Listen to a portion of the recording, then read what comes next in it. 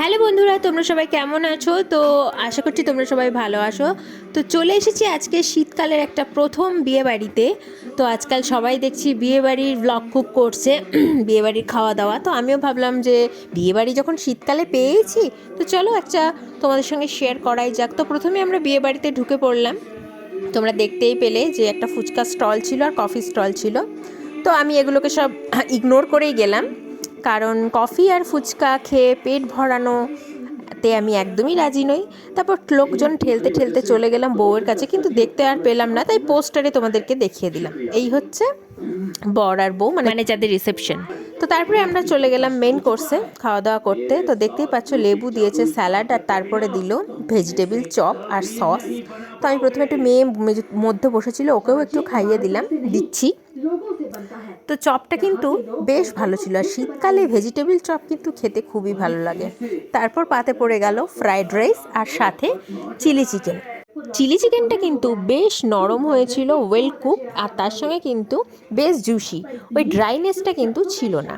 তাই fried rice দিয়ে খুব জমিয়েই কিন্তু চিলি চিকেন দিয়ে খেয়ে নিলাম। এটা আমার বেস্ট একটা কম্বো লাগে।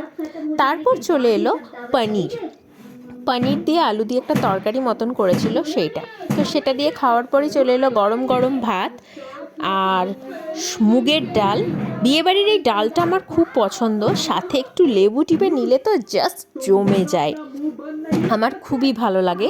তো ডাল ভাতের পরই চলে এলো ফুলকপির রোস্টটা কিন্তু খুব সুন্দর হয়েছিল খেতে। এত ভালো ফুলকপির রোস্ট আমি এর আগে খাইনি, তো আমার কিন্তু খুব ভালো লাগলো। তারপরেই চলে আসলো আজকের শো স্টপার মাটন। তো মাটন কষা দিয়ে দিল পাতে, এবং মাটনটা অসাধারণ ছিল।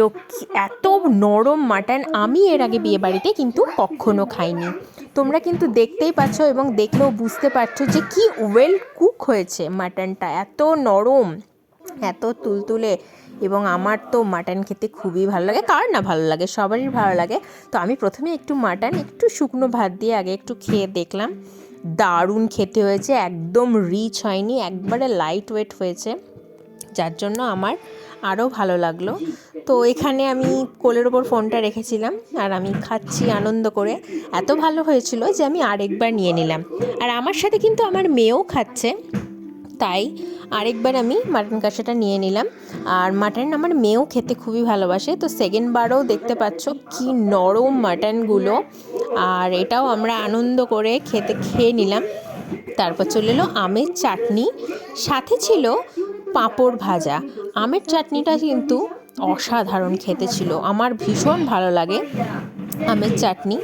তারপরে দিয়ে দিল পাঁপড় ভাজা। এখানে পাঁপড়গুলোকে ভেজে একটু মানে ছোট ছোট করে একটু পিস করে নিয়েছে, এতে দিতে সুবিধা হয় আর কি। তো চাটনি দিয়ে পাঁপড় খেতে কার কার ভালো লাগে অবশ্যই আমাকে কমেন্ট করে কিন্তু জানাবে, আমার তো খুব ভালো লাগে। তারপরে চলে এলো দই।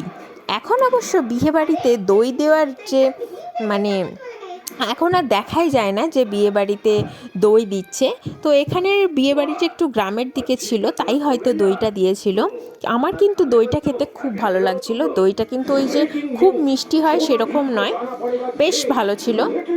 তারপরেই চলে আসলো পাতে সন্দেশ। তো আমার মেয়েও যেহেতু, ওকেও খাওয়াচ্ছিলাম, আমার একটু খেতে দেরিই হচ্ছিল, কারণ ওকেও সাথে একটু খাওয়াচ্ছিলাম। সন্দেশটা ভালো ছিল, কিন্তু আমার একটু ড্রাই লাগলো, সেই জন্য আমি একটু দই দিয়ে মাখিয়েই খাচ্ছিলাম, কিন্তু খেতে বেশ ভালো ছিল। তারপর দিয়ে দিল রসগোল্লা, লাস্টে ছিল হজমোলা। তো আমরা খাওয়া দাওয়া শেষ করে হজম করার জন্য হজমোলা খেয়ে চলে আসলাম বাড়ি।